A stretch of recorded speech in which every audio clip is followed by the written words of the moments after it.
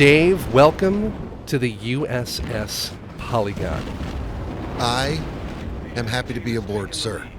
This is World of Warships, Dave. I've actually been staying away from World of Warships. It's been a very long and drawn-out beta process, and I wanted to kind of get the full experience as it was nearing completion. And it goes live tomorrow, Dave. The very first official games, and I gotta tell you, this game is a lot of fun. I am blown away by how much fun I'm having with the World of Warships. You know what the best part of World of Tanks is, Dave? No. Shooting guns. Okay, yeah. Shooting I guess big, I could have figured that out. ornery 120 millimeter and larger guns. So you know what's even better than shooting 120 millimeter guns? Shooting bigger guns? Shooting like 18-inch guns, like 12-pound guns, and then shooting 9 or 12 of them at a time. It's fantastic. Yeah. Each individual map just sounds like a freight train falling down a mountain. It is loud, it is ornery, there is the rending of metal, and it is glorious to see these shells impact even just the water. I mean, they're sending... Yeah, I've noticed that. They're sending spouts of water, like 6, 8, 10 stories into the air. Yeah, that's some heavy ammo. And some, I guess, realistic water. It looks really good, doesn't it? The whole presentation is very impressive. You know, like you said, they've done a lot of work to the engine, but this is, for a game that's been, I feel like, in beta for 3 years, this shows, I guess, why and what they've done. And now, here's the thing that they've done, though. They've kept every part of the experience in the engine. So you zoom way back out to the map to plot your course or to look at where the enemy contacts are, and you're still in the game engine. You come down real low over the water, you zoom out with your optics, you're still in the engine. It all looks the same, and it all looks beautiful. You're zooming out with your optics so far that if you were actually looking from the bridge of a ship or a destroyer, you would be looking and just seeing this silhouette of a ship. What Warships does is it actually brings the camera up to almost follow the trajectory of your rounds as they're going off, and gives you a much more dramatic perspective down on the target that you're firing on. And it also helps you place your shots better. You start the game with a very light cruiser. I'm actually in an American Erie class cruiser. It's got some basic guns on it. There's 2 forward turrets, 2 rear turrets. And so you're trying to position your ship so that you can safely avoid enemy fire, but also so that you can bring the most ammunition to bear on your target. Have I mentioned the torpedoes yet? No, you have not. All right, so there's torpedoes. As you level up your ships, you can get ships that have torpedoes, and these things are devastating. Not just for the way that they can damage your ship, but the way that they force you to maneuver. Now look at this. Here's a whole brace of torpedoes going broadside into a single ship. There they go.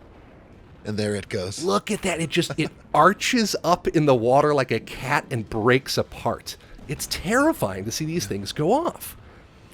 So when they're angling out towards you, you're actually forced to maneuver to get out of the way, which actually causes other ships in the vicinity to get a better line of sight on you sometimes. So you can actually force the enemy down and create your own choke points just by firing off torpedoes cleverly. Is there a way to get away from torpedoes? I mean, I guess if you see them coming and have a fast ship, I mean, is it... Or are you just dead in the water? You've got to be able to turn. So you've got to be aware of the types of ships that you're facing off at that have torpedoes. Torpedoes are most effective at short range. So if you can keep your distance from people, you can avoid them. And guns in this game will fire 9, 10 kilometers. You're engaging at incredibly long ranges, but torpedoes really under a kilometer. Probably under 500 meters is the best way to use torpedoes if you're a ship. So this is I'm playing actually with the autopilot system. It's really handy to zoom up to the map, tell your ship where to go, and then to come back in and just man the guns and worry about that. Of course, with regular World of War ships, just like World of Tanks and World of Warplanes, there is a tech tree where you can upgrade your guns and buy new ships, research new things. A year of the elite membership is actually going to be more than $100. So there's lots of ways to give Wargaming your money, but you don't have to. That's what I was really pleased with. With World of Tanks, it feels a little nerfed in the early game. With World of Warships, you get powerful stuff right out of the bat. Yeah.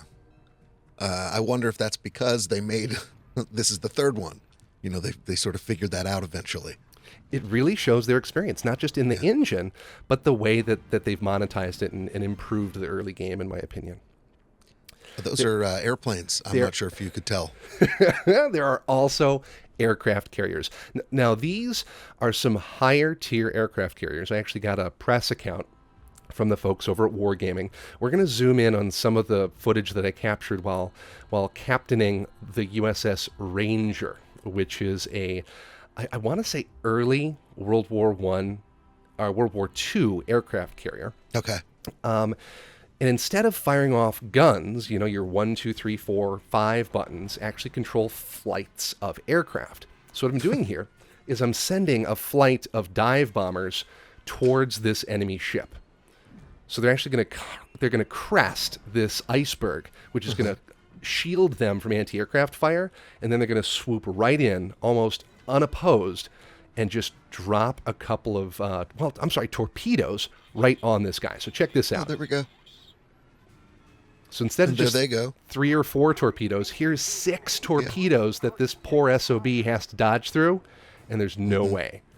That's a massive hit. No, he didn't have a chance. And that's on one of their largest ships. So these things strike below the waterline, and they are devastating when they connect.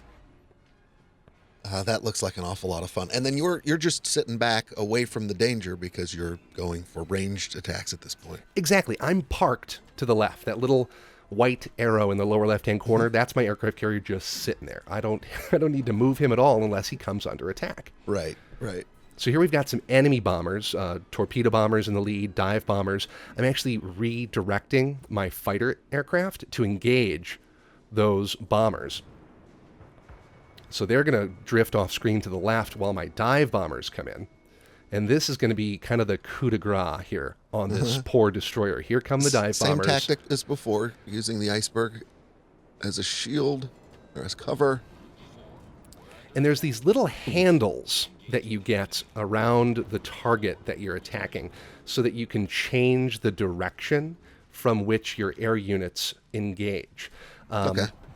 So then you can have the torpedo bombers come in from the side, you can have the dive bombers come in from the front and kind of pin them in so that no matter what way they maneuver, they're still going to get hit with something monstrous.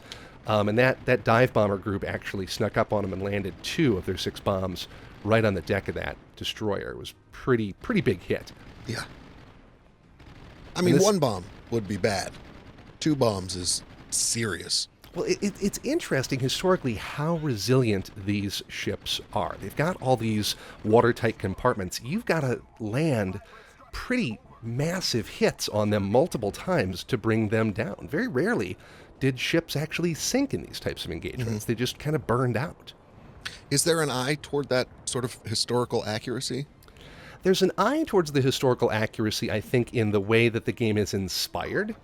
But on this map, there's more naval action than you would get in entire years at war. There's just so much going on. So here's how to deftly dodge some torpedoes. That guy flies right between. Just go right through. Nice.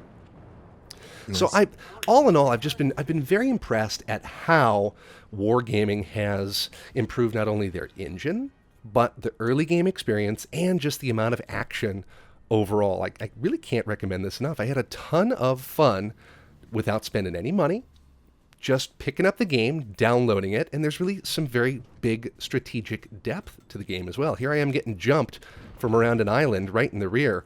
I never saw him coming, and it's curtains for me. Goodbye, Charlie. Oh. So- Abandoned ship. The last thing that I want to let you know about is that the way that Warships kind of telestrates its action, it really fosters teamwork without ever having to use chat or to use voice, because it's really very clear from the way that these engagements are fought that you need to work together, and that's something I think that was missing from some earlier titles.